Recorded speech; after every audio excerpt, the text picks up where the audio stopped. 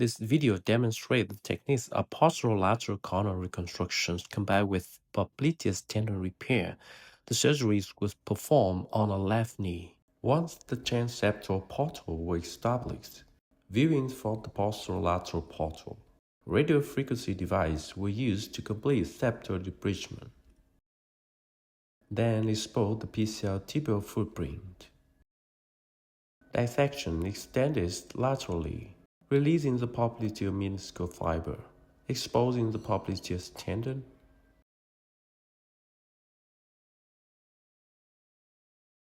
Entry points were marked for tunnel guide placement in the popliteus sulcus at the muscular tendinous junctions of the popliteus tendon.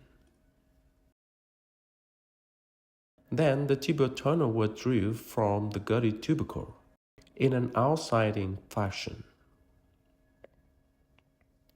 Next, the PCL tibial tunnel was created, followed by the femoral tunnel with the scuff from anteromedial portal. 4 cm incisions were made at the lateral epicondyle, exposing axial and popliteus femoral attachment and creating tunnel for bone structure.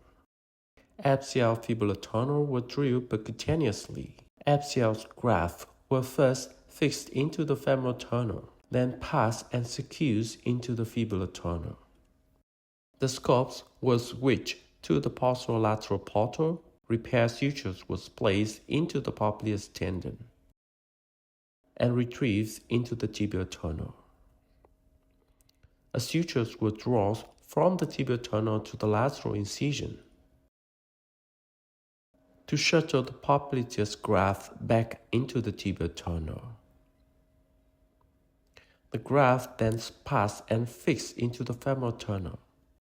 Finally, the PCL graft was tensioned and fixed at 90 degrees of knee flexion, using both suspensory devices and interference screw.